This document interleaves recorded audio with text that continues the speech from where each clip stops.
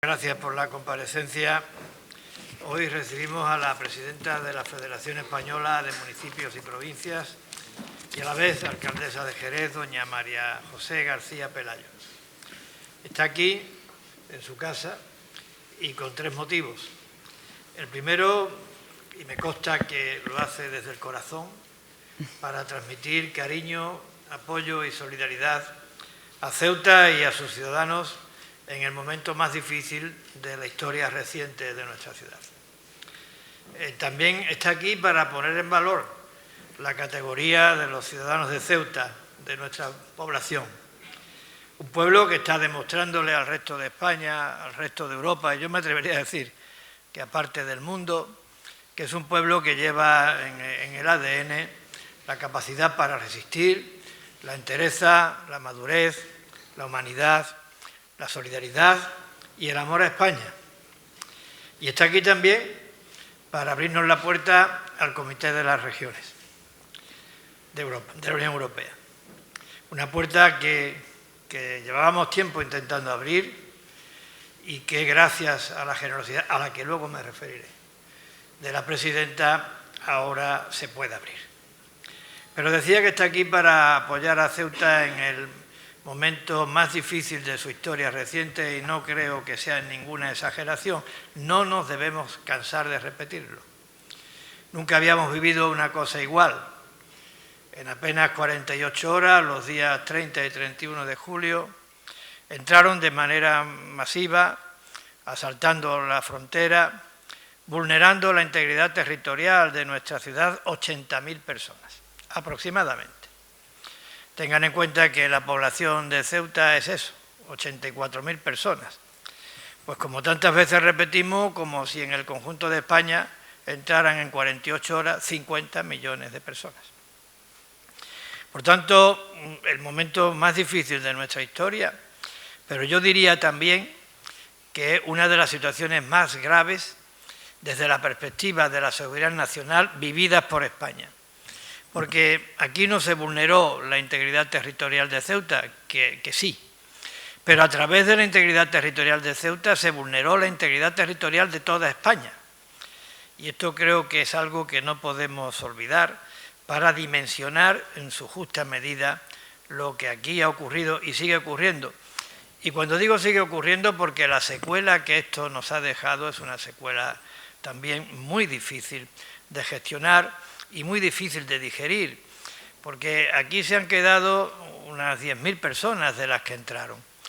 Si a eso le sumamos las que ya había en su condición de personas inmigrantes en situación irregular, pues resulta que en Ceuta ahora mismo habrá un colectivo de inmigrantes en situación irregular equivalente al 15% de toda la población de Ceuta. Y esa es una carga insostenible. Y cada día que pasa, más insostenible. Ningún territorio puede soportar este esfuerzo que ello exige en el ámbito del funcionamiento de los servicios y en otros muchos aspectos. Por tanto, estamos en una situación límite. Cada día que pasa es un día perdido a la hora de encontrarle una solución a este grave problema que, como decía, afecta a la seguridad nacional. Y es un grave problema porque está incidiendo de manera muy negativa y muy grave en algunos ámbitos que son muy sensibles. El primero de ellos está poniendo en riesgo, en serio riesgo, la seguridad ciudadana de Ceuta. Está poniendo en serio riesgo, como decía, el normal funcionamiento de los servicios, la salud pública y la sanidad, la convivencia y, reitero, la seguridad nacional. Por otra parte, está teniendo un impacto muy negativo y muy preocupante en el estado anímico de los ceutíes. Nuestra población se siente alterada en su forma de vida ordinaria. Ha cambiado la manera de vivir de los ceutíes este hecho. La población está parcialmente confinada. La población se siente abandonada. La población ha perdido parte de la característica alegría de nuestro pueblo y que está hasta en el himno, porque la población añora a la Ceuta que era hace 3 semanas, a la Ceuta que había antes de la invasión. Y creo que los ceutíes tienen derecho a que cuanto antes se vuelva a la normalidad, a que cuanto antes recuperemos esa Ceuta anterior y previa a la invasión. Los ceutíes tienen derecho a no vivir en estado de angustia. Los ceutíes tienen derecho a no vivir con el alma en un vilo, porque nadie garantiza a día de hoy que no pueda haber otro 30 de julio. En consecuencia, creo que es una situación absolutamente injusta y que confirma lo que antes decía: la entereza, la madurez, la capacidad de resistencia de un pueblo de muchísima categoría. También supone un grave perjuicio económico para muchas pymes, para muchas empresas, para muchos autónomos, para muchos trabajadores, para esta misma casa, cuya hacienda está tambaleándose, porque si esto se prolonga, esta institución va a caer en bancarrota. Y no quiero exagerar los términos, no quiero ser alarmista, pero es que el 15% de incremento de la población que necesitan servicios y que están en una situación de absoluta precariedad, si a eso le unimos el caso particular de los menores y la enorme exigencia del esfuerzo económico que hay que hacer al respecto, pues pone en evidencia que no es ninguna exageración. Es decir, que si no encontramos el apoyo necesario, será muy difícil mantener la estabilidad presupuestaria y financiera de esta institución. Y el cuarto ámbito que está perjudicado son las expectativas de desarrollo de futuro del Ceuta, porque, como recientemente he dicho y repetido, sin confianza no hay posibilidad de futuro económico. Ceuta está en la UCI y necesitamos al Gobierno de la Nación para que éste cumpla con sus obligaciones constitucionales y atienda a un territorio que ha sufrido una invasión hace 3 semanas. Necesitamos que haga lo que hasta ahora no ha hecho. Necesitamos que actúe de manera proporcional a la envergadura de lo que aquí ha ocurrido, a la envergadura del problema que hemos sufrido y, como digo, seguimos sufriendo. Necesitamos, insisto, que se revierta cuanto antes la situación, que cuanto antes volvamos a la normalidad, y la única manera de volver a la normalidad es mediante el retorno, de acuerdo con la ley, de todas las personas que aquí llegaron el 30 y el 31 de julio y aún permanecen en Ceuta. Se necesita que el Gobierno de la Nación garantice el normal funcionamiento de los servicios, y me estoy refiriendo a la seguridad, me estoy refiriendo a la sanidad, a la salud, me estoy refiriendo al control y vigilancia de la frontera, me estoy refiriendo, en fin, a todos los servicios fundamentales y esenciales que los ceutíes tienen derecho, como el resto de españoles, a vivir y a disfrutar y a satisfacer en unas condiciones de absoluta igualdad, porque es un derecho constitucional e irrenunciable. Se necesita salir de la UCI y se necesita también apoyar la capacidad de resistencia de nuestro pueblo, y por tanto se necesita reparar los daños que la crisis ha causado en el ámbito empresarial, en nuestro tejido productivo, en nuestras pymes, en nuestros autónomos, en nuestras empresas, en nuestros trabajadores, como antes decía. Y se necesita despejar las incógnitas de cara al futuro, y de una manera rotunda y contundente. Para proyectar el futuro necesitamos despejar las incógnitas de que estos riesgos, que estas situaciones que estamos viviendo no vuelvan a repetirse. Creo que el Estado, con la ayuda de Europa, tiene recursos y tiene medios suficientes para lograr esa garantía de estabilidad y de seguridad que el pueblo de Ceuta demanda. Y para asentar esas bases, Europa es fundamental. Y poder transmitir nuestra realidad en Europa es fundamental. Por eso consideramos que es fundamental que nuestra ciudad esté representada, tenga voz en el Comité de las Regiones de la Unión Europea. Todos sabemos que esta es una aspiración histórica, y todos sabemos que la aspiración histórica es que esta entrada en el Comité de las Regiones se produzca de manera estructural y estable en el tiempo, pero también sabemos que hacerlo de manera estructural es complejo, porque hay que modificar reglamentos, que no es nada fácil y que llevan un tiempo. Por tanto, para compaginar esa necesidad de estar presente en el Comité de las Regiones y al mismo tiempo no esperar en el tiempo que se tengan que cumplir con esos requisitos de modificaciones estructurales, había que buscar una vía rápida e inmediata.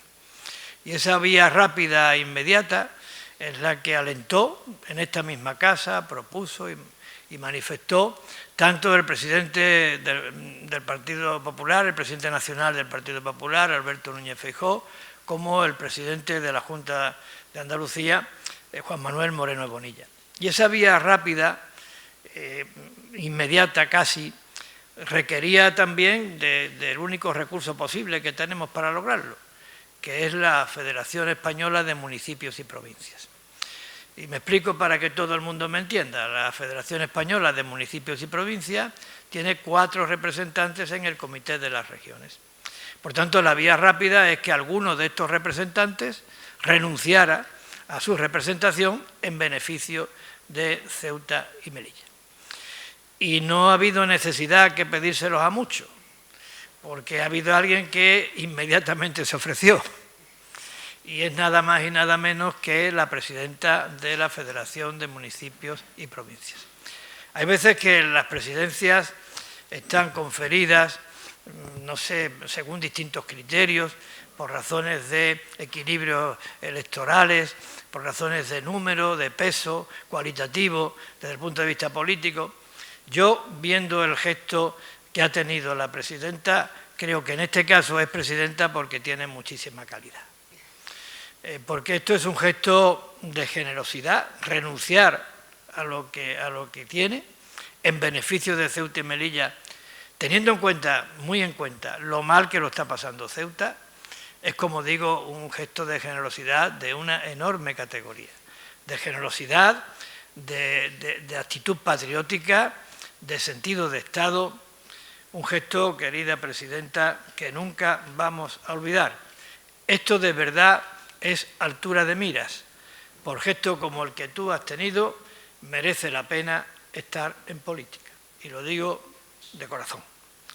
Nosotros vamos a procurar no defraudarte a ti, no defraudar a los ceutíes, no defraudar a España. Y por tanto hacer uso de esa puerta que se nos abre para, en el Comité de las Regiones, dar cuenta de cómo es Ceuta y también de cómo es Melilla, porque en esto vamos de la mano nuestras dos ciudades. Y poner de manifiesto allí, reiterar allí, que Ceuta y Melilla son Europa, porque Ceuta y Melilla son España hasta la médula. Reiterar allí que nuestras dos ciudades tienen unos condicionantes y unas singularidades que no se dan en el resto de España. En particular porque somos las dos únicas fronteras terrestres que tiene Europa en África. Y que eso tiene que tener una respuesta desde el punto de vista del tratamiento, que necesitamos un tratamiento específico y singular para nuestras dos ciudades que pueda ser equiparable al que tienen las regiones ultraperiféricas, algo que por condiciones físicas y por el propio tratado de adhesión nunca podremos ser, pero podemos ser algo que se le parezca por razón de nuestra condición de frontera terrestre de Europa en África. Necesitamos a Europa para que nuestra frontera esté blindada. Necesitamos a Europa para que Frontex esté en nuestra frontera. Y necesitamos a Europa para que las directivas y los reglamentos comunitarios que tienen que ver con la inmigración, que tienen que ver con el asilo, pues contemplen también la realidad de estas fronteras nuestras. Porque aquí, como en pocos lugares dentro de Europa, no aquí solamente, pero aquí evidentemente, se está demostrando, y creo que solamente hay que tirar de lo que está ocurriendo en los últimos años, que hay quien utiliza la presión migratoria como un instrumento con fines políticos. Y por tanto Europa, a través de su normativa, y España también, tienen que desactivar ese instrumento que se puede utilizar, como digo, con fines políticos, sin importar el sufrimiento de las personas.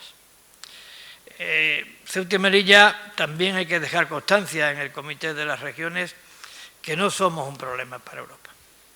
Ceuta y Melilla creo que es mucho lo que aportan a Europa, porque Ceuta y Melilla creo que son modelos de principios y valores que forman parte del acervo fundacional de la Unión Europea. Si alguien quiere comprobar cómo la dignidad de la persona está situada por encima de cualquier otra condición, que venga a nuestras ciudades. Si alguien quiere comprobar lo que significa el esfuerzo por la cohesión territorial y social y la solidaridad, que venga a nuestras ciudades. Y si alguien quiere comprobar que la diversidad cultural, religiosa o de origen permite la convivencia y es fuente de riqueza en vez de confrontación, que venga a nuestras ciudades. Por tanto, querida presidenta, muchas gracias por permitirnos todo esto y lo que venga. Muchísimas gracias. Y yo creo que este gesto que has tenido, de una altura enorme, yo creo que también para nosotros en este momento es un motivo de aliento, porque nos da a entender que no estamos solos. Y yo quiero decirte que no será en balde ese motivo de aliento. Yo quiero decirte con toda rotundidad a ti, a los ceutíes y al resto de España, que Ceuta se mantiene en pie, que Ceuta no se rinde, que Ceuta se levantará y que lo vamos a hacer juntos y unidos con el resto de españoles, juntos y unidos todos los ceutíes. Insisto, reitero, repito, no me cansaré de repetirlo, todos los ceutíes, recen como recen, se llamen como se llamen, vivan donde vivan y piensen lo que piensen. Muchas gracias a todos y ahora tengo el honor de darle la palabra a la presidenta de la Federación de Municipios y Provincias. Bueno, muchísimas gracias a todos, a todas, medios de comunicación, compañeros y muy especialmente saludar al presidente Vivas y darle las gracias por darme la oportunidad de estar junto a él aquí, por darme la oportunidad también, igual que a los compañeros de la Federación, está aquí conmigo el secretario general, Luis Martínez Cicluna, por darnos la oportunidad de conocer de primera mano, aunque hemos tenido la oportunidad de hablar telefónicamente en distintas ocasiones, de conocer de primera mano la situación que está viviendo Ceuta, y no es una situación que afecta únicamente a Ceuta, sino que también afecta a España.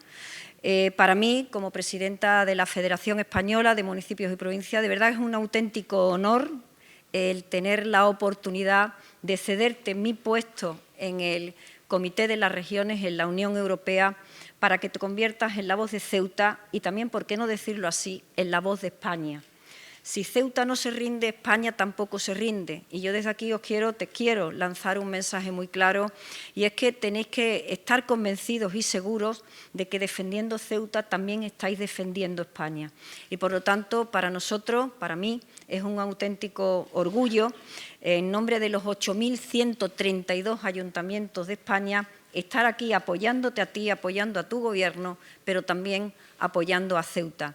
Miren, en este rato que hemos tenido la oportunidad de estar con el presidente Vivas, bueno, pues hemos conocido temas que es verdad, no son cuestiones de seguridad nacional, así que las puedo contar perfectamente. Lo primero que me ha dicho el presidente, y yo creo que eso tiene que ser un motivo de orgullo para los ceutíes, es que esto no es una cuestión ideológica. Me ha dicho María José, esto no es una cuestión ideológica, esto es una cuestión de sentido común, es una cuestión de principio. Y yo desde aquí quiero hacerle un llamamiento al presidente del Gobierno de España. No lo suelo hacer como presidenta de la Federación Española porque represento ayuntamientos de distintos signos políticos, pero creo que en este caso no me puedo poner de canto, no puedo ni debo de ser tibia. Y desde aquí le tengo que pedir al presidente Sánchez que tampoco para el Gobierno de España esto sea una cuestión ideológica. Es lo primero que le pido. Lo segundo que le pido es que confíe plenamente en el presidente Vivas. Si no confía en el presidente Vivas, hace que los ceutíes pierdan el tiempo. Y Ceuta no puede perder el tiempo.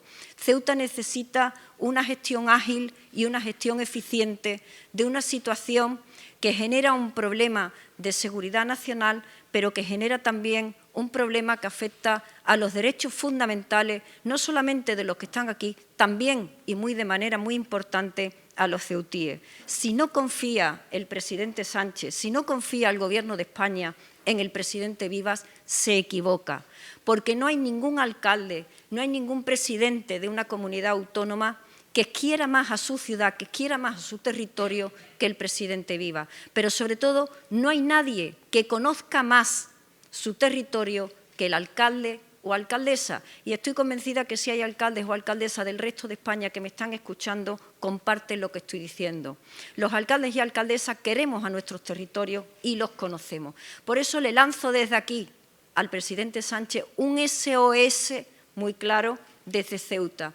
Es necesario que se moje en Ceuta, es necesario que sea ágil en Ceuta y es necesario, sobre todo, que sea eficiente en Ceuta. Y que de la misma manera que el presidente Vivas está poniendo el corazón por encima de cualquier otra circunstancia, de cualquier otro criterio a la hora de tomar decisiones para salir adelante, es necesario también que el Gobierno de España, el presidente Sánchez, así lo haga.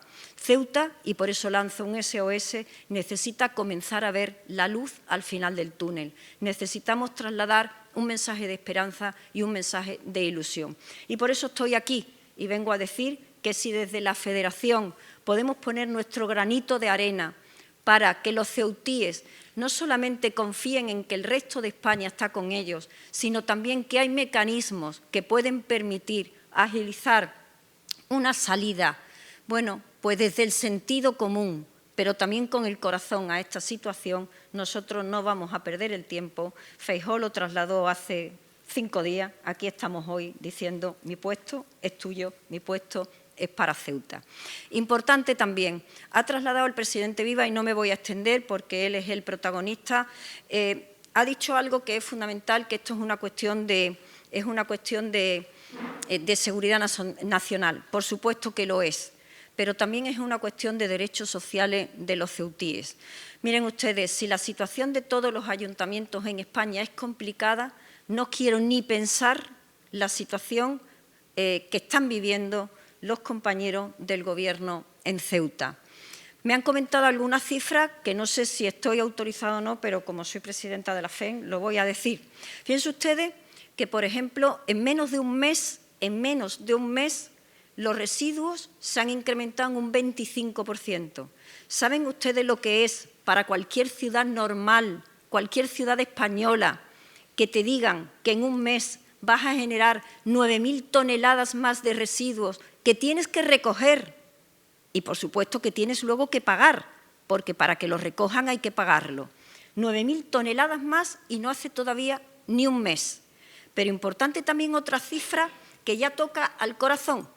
Nos dicen que hay que cuidar a las personas y las cuidamos y lamentamos profundamente todas esas personas que han muerto en el mar para llegar a Ceuta. Lo lamentamos, nuestra solidaridad, nuestro cariño hacia su familia.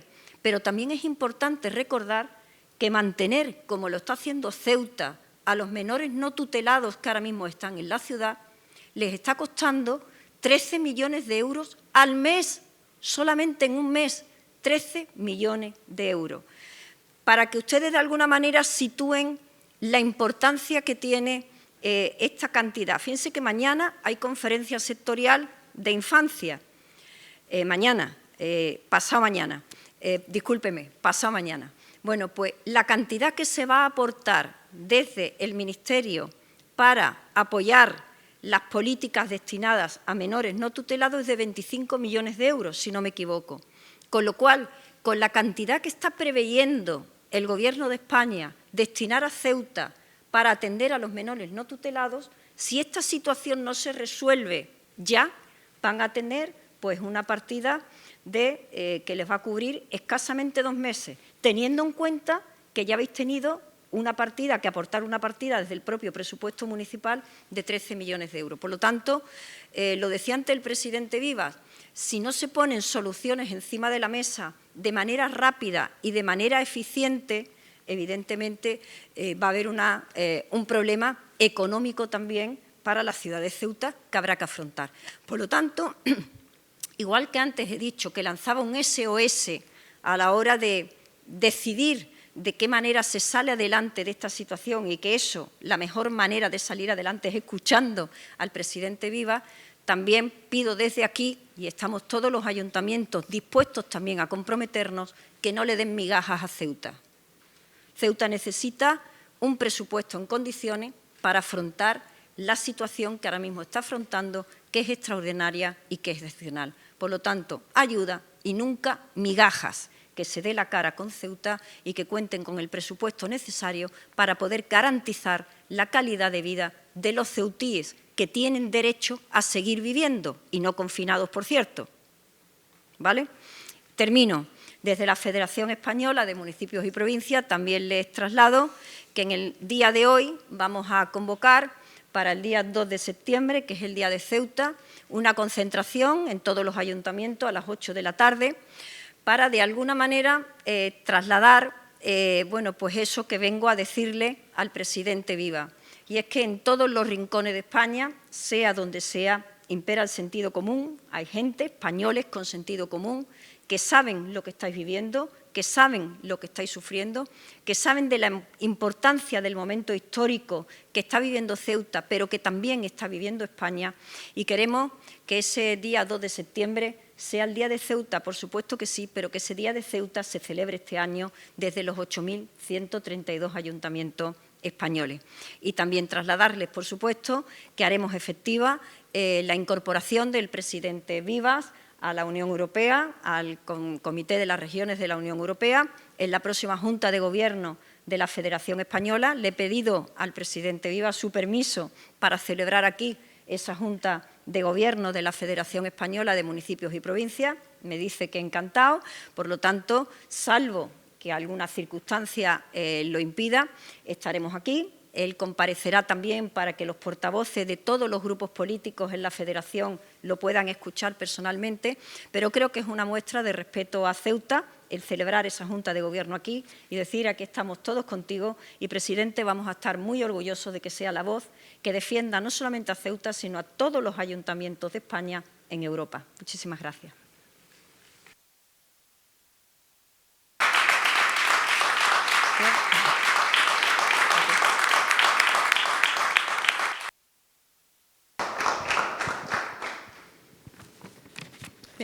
Buenos días, presidente. Soy Brigitte Müller de la televisión alemana ZDF. Quería preguntar, ahora que hay un mando único para la crisis de Ceuta, así llamada, ¿qué es lo que espera de manera inmediata del Gobierno? Bueno, yo espero que ahora se haga lo que no se ha hecho antes.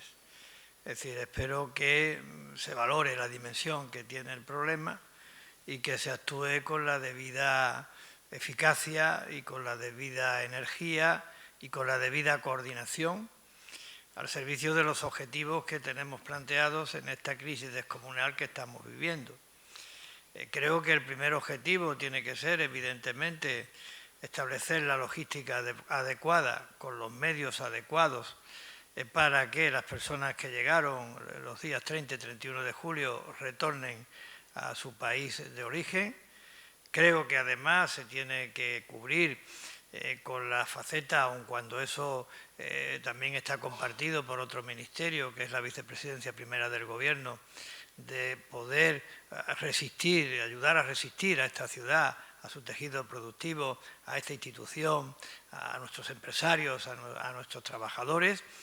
Creo que ahí, desde ese mando único, también se tienen que garantizar el normal funcionamiento de los servicios y durante este tiempo, hasta que volvamos a la normalidad mediante, como insisto, el traslado o el retorno de las personas que llegaron a su país de origen, pues también que los servicios funcionen de manera ordinaria y satisfactoria, que esté controlada la frontera. Y también creo que hay que transmitir inyección de ánimo, de confianza de cara al futuro de Ceuta, y eso es fundamentalmente a través de dos vías. Una, garantizando que no se volverá a repetir, estableciendo las bases para que no se vuelva a repetir y también inyectando ese ánimo y esa confianza mediante estímulos para el desarrollo de la actividad económica de Ceuta. El modelo económico de Ceuta estaba enfocado en un modelo centrado en la idea de más España y más Europa. Aquí lo calificábamos de verde, azul e inteligente. Estaba dando buenos resultados. Esto no se nos puede parar. Y para no pararse hay que tener los estímulos necesarios al objeto de que haya un mañana. Estamos seguros que, decía la presidenta, que estamos en un túnel, es verdad, pero también los ceutíes hemos aprendido a través de los siglos que en el túnel, antes que maldecir la oscuridad, es mejor encontrar una luz para encontrar la salida. Y esto es lo que estamos haciendo los ceutíes y lo queremos hacer los ceutíes todos juntos y unidos, todos los ceutíes, juntos y unidos con todos los españoles y aprovechando que usted viene de Alemania, también decirle que está en su casa, juntos y unidos todos los europeos. ¿Qué tal? Muy buenas, presidente. Para Informativos Mediaset, en Sanidad y las comunidades autónomas han anunciado el envío urgente de 45.000 vacunas, ¿no?, para frenar esos posibles brotes contagiosos de diferentes enfermedades. Ya se están llevando a cabo chequeos médicos, sobre todo a los que están en los campamentos, pero vemos que todavía hay algunos que continúan en circunstancias de sanidad que no son las mejores, ¿no?, con aguas estancadas, en cloacas. No sé si se está poniendo alguna solución o se tiene previsto hacerlo. Muchas gracias. Bueno, yo me he referido antes que vivimos una situación de alto riesgo en cuanto a la seguridad ciudadana, en cuanto a la sanidad y la salud pública, el normal funcionamiento de los servicios, la convivencia, la emergencia humanitaria derivada de la acogida de estas personas y la seguridad nacional. Por tanto, he señalado como renglón la sanidad. Como saben, la ciudad tiene competencia en materia de salud pública, en materia preventiva, pero la ciudad está desbordada, se le ha incrementado la población en un 15%, y el impacto que esto tenga en el ámbito de la sanidad de la que es competente la Administración General del Estado, pues también la Administración General del Estado debe reforzar recursos, debe reforzar medios para que los ceutíes no se vean afectados como consecuencia de este incremento tan espectacular de la presión. ¿Qué, presidente? Quisiera preguntarle qué sensación ha sacado de la reunión que ha mantenido esta mañana con el Consejo de Seguridad Nacional, si cumple las expectativas que tenía pensado en un principio, y me gustaría también saber si el Gobierno de la ciudad está a favor del traslado de 500 niñas a la península. Bueno, mire, en relación con el Consejo de Seguridad Nacional, creo que hay una primera valoración que hacer, y es que desde el momento en que estamos en el marco de la seguridad nacional, creo que es inequívoco que se está constatando que aquí lo que ocurrió fue un asunto que afectaba directamente a la seguridad nacional. Por tanto, que aquí lo que ocurrió fue una vulneración de la integridad territorial de España. Eso me parece que es un avance, porque eso de alguna manera lo hemos venido defendiendo desde el primer día. Ha habido una cierta polémica. A nosotros nos importa que las cosas se atiendan y con resultados eficaces. Pero también en cuanto a la dimensión del problema, su calificación tiene su importancia. Y aquí había, usted sabe, señor Mendoza, una cierta duda entre si era una crisis migratoria convencional o estábamos ante una crisis de seguridad nacional. Creo que cuando se está hablando del asunto en el Consejo de Seguridad Nacional es porque es una crisis de seguridad nacional, es una crisis de integridad territorial. Y eso yo creo que condiciona todas las políticas que haya que llevar a cabo al respecto. Todavía el Real Decreto no se ha publicado. Yo voy a ser prudente, no puedo valorar un Real Decreto que todavía no está publicado. Las reuniones del Consejo de Seguridad Nacional son secretas, yo no voy a desvelar nada, pero también voy a decir lo que he dicho muchas veces, con lo cual tampoco estoy desvelando lo tratado en la reunión, ni estoy aportando nada nuevo, pero yo sí creo que el asunto debe de estar para lograr el objetivo fundamental. Y es que Ceuta vuelva a la normalidad, y que vuelva a la normalidad cuanto antes. Y que los servicios sigan funcionando y que se ilumine ese futuro de esperanza. Y al mismo tiempo también, y con igual necesidad, pues que se atienda la emergencia humanitaria derivada de la crisis. Esto tampoco nunca lo hemos negado. Pero evidentemente atender la emergencia humanitaria es necesario, pero es absolutamente necesario que los ceutíes vuelvan a la normalidad, que los ceutíes vuelvan a tener la ciudad que tenían el 29 de julio, que los ceutíes tengan unos servicios públicos y una forma de vida equiparable a la del resto de España. Y en cuanto a lo del traslado de las niñas, pues ya lo dijo el secretario de Estado, a mí no me han planteado esta cuestión. Yo creo que es un asunto, el de menores, de tal envergadura. Yo creo que no nos hemos visto en otra, ¿verdad, consejero? Pues, cuando la presidenta se estaba refiriendo a los 13 millones de euros, se estaba refiriendo a la estimación del gasto de lo que estimamos va a ser el número de menores que va a tener que acoger la ciudad de Ceuta. Ese número de menores estimamos que pueden ser entre 3.500 o quizás 4.000. A eso nos estaba refiriendo la presidenta, que lo hemos comentado. Claro, esto ya, de entrada, de hablar de estas cifras, de este número de menores y de este gasto, hace que uno, pues, de alguna manera, adopte una actitud de preocupación grande. Esto lo tenemos que hacer con el Estado, señor Mendoza. Y yo creo que también tiene que haber un antes y un después. Cuando ha ocurrido esto, y ya ocurrió que la semana previa a la avalancha habíamos pasado de tener 180 en una semana, de tener 180 menores a tener 800, pues esto nos indica a todos que el camino no puede ser el traslado a la península. Se lo digo con toda claridad. Muchas veces la realidad se tiene que desvelar con tanta crudeza que el análisis que hagas sea un análisis estructural, certero, definitivo y con visión de futuro. Esto que digo yo no lo digo yo, esto lo dice el Gobierno de la Nación, que la solución tiene que ser el traslado de los menores al país de origen, en este caso a Marruecos. Esto lo dice la Comisión Europea. Por tanto, yo creo que hay que buscar los mecanismos legales para que eso que todo el mundo considera que es lo que más beneficia al menor, sea además la solución legal que tenga. Si estamos oyendo a las autoridades marroquíes que nos dicen que están dispuestos a recibir a sus mayores, pues lo que hay que pedirle a estas autoridades es que colaboren para que ese objetivo, que es un objetivo de todos, del Gobierno de la Nación, de la Comisión Europea, del Gobierno de la ciudad, de las autoridades marroquíes, pues se lleve a cabo. Las niñas, pues las niñas es un colectivo vulnerable, como hay otros colectivos vulnerables dentro de los 3.500 o 4.000, pero yo sinceramente se lo digo, creo que Marruecos está capacitado para atender a los colectivos vulnerables.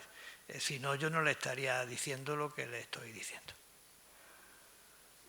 Sí, presidente. Buenos días. Jacobo García, del País.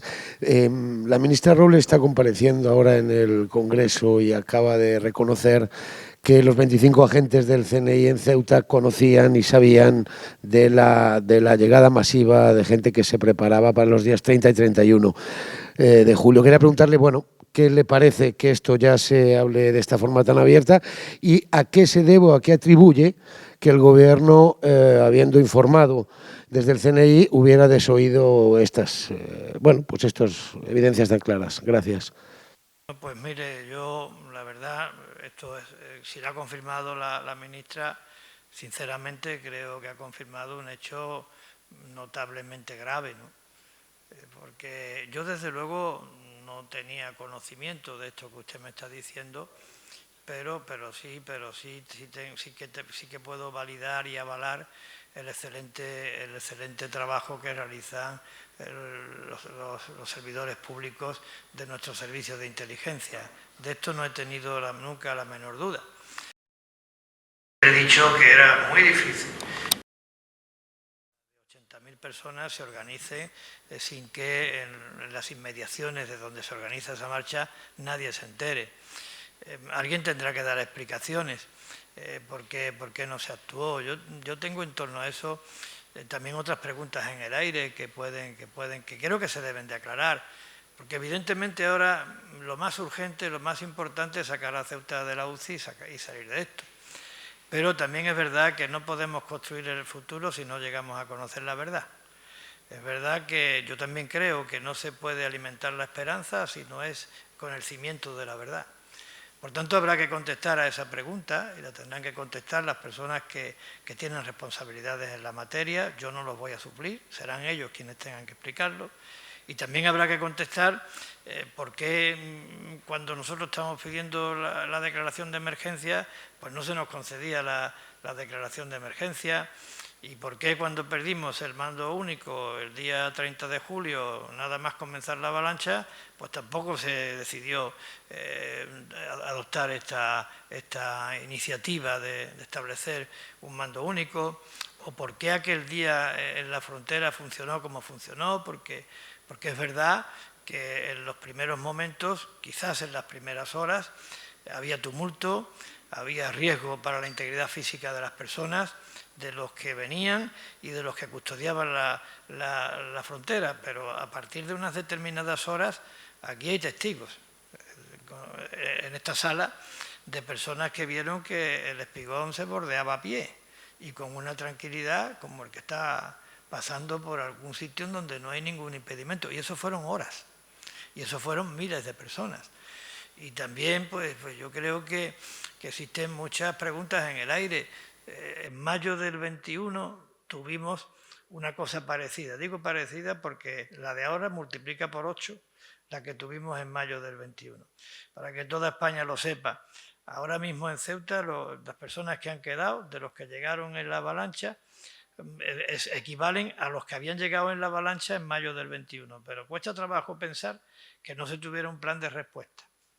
Hoy en día, con los medios tan sofisticados que existen, cuesta trabajo pensar que no existiera un plan de respuesta. Y si ese plan de respuesta existía, ¿por qué no se aplicó? Pues yo creo que es otra incógnita que está en el aire y que tendremos que ir desvelando esas incógnitas, despejándolas a lo largo del tiempo sin perder el foco. El foco tiene que ser la normalidad, sacar a Ceuta de la UCI y levantar el vuelo. Eso es lo primero que hay que hacer. Pero al mismo tiempo esas cuestiones que usted plantea me parece que son muy necesarias y son muy acertadas plantearlas. Señor Viva, yo quiero hacerle otra pregunta. Sí, funciona así. Vale. Con respecto a la reunión que usted mantuvo ayer con el ministro de Economía, el ministro habló de un plan de relanzamiento como continuidad al plan integral. ¿Por dónde debe caminar ese plan de relanzamiento y si le convenció lo manifestado por parte del ministro? Mire, no seré yo quien se oponga a que en Ceuta se lleve a cabo un plan de relanzamiento. Creo que no lo debo de hacer porque además me parece que es necesario. Pero también creo que tenemos que tener claras cuáles son las prioridades.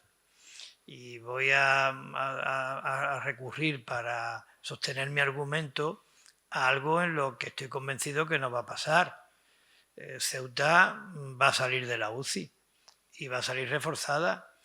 Pero mire, señor Mendoza, ¿para qué queremos un plan de relanzamiento si no somos capaces de llegar y de recuperar la normalidad?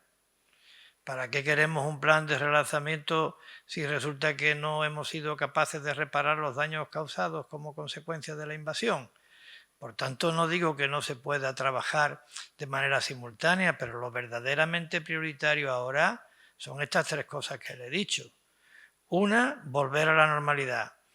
Otra, reparar los daños causados. Y la tercera, que no vuelva a repetirse y los servicios funcionen con normalidad. A partir de ahí, si simultánea y paralelamente se va llevando a cabo un plan de relanzamiento, pues por supuesto que lo aplaudimos. ¿Y en qué renglones? Pues yo creo que tienen que ser incentivos fiscales para mejorar lo que tenemos, tiene que ser un ambicioso plan de inversiones públicas en infraestructuras, en equipamientos y también tiene que ser una potenciación notable de la presencia del Estado en las áreas de seguridad, de defensa, de justicia, de sanidad, de educación y junto con todo ello un plan de inclusión social muy importante que elimine las diferencias y que haga que todo el mundo salga adelante reforzado de esta crisis. Al decirme todo el mundo me refiero a todos los ciudadanos de Ceuta y en particular a aquellos que están en unas condiciones más precarias en cuanto a su estándar y condiciones de vida. Y que no se nos olvide la vivienda, señor Mendoza, que también es muy importante para los ceutíes y para el ecosistema de ese futuro económico verde, azul e inteligente en el que estamos, en el que no hemos dejado de soñar. Hace unos días se estimaba que, según el personal que había, para el retorno de las personas podía alargarse incluso un año. ¿Ha cambiado este tiempo? ¿Tenemos alguna estimación de cuánto podría tardar Ceuta en volver a la normalidad? Yo creo, mire, que se trata fundamentalmente de medios. Aquí me parece que hay una cosa que va a ser difícil de resolver. Nosotros hemos vivido y vivimos una situación de excepción. Y por la estructura normativa de nuestro país y de Europa, tenemos que dar respuesta a esa situación de excepción que estamos sufriendo y que hemos vivido con la legislación ordinaria. Por tanto, ¿cómo podemos hacer cumplir el objetivo de que cuanto antes volvamos a la normalidad teniendo que aplicar la legislación ordinaria? Pues poniendo medios, recursos. Yo no sé cuántos tienen que ser, porque mire, no soy un especialista, pero hay que poner funcionarios de extranjería, funcionarios de la Policía Nacional, intérpretes, abogados, jueces, magistrados. Es decir, aquí hay que hacer un plan logístico y con un horizonte temporal determinado que permita esto que le estoy diciendo. Para eso está el mando único también.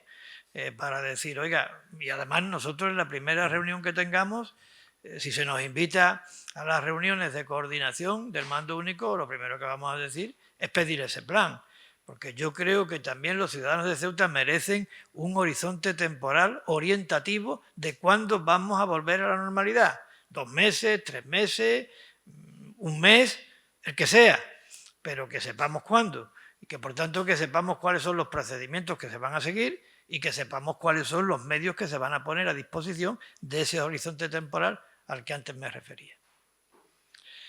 Bueno, muchísimas gracias a todos, son ustedes muy amables y muchas gracias por mantener vivo el interés de Ceuta, tanto en Ceuta como en el resto de España. Muchas gracias de corazón.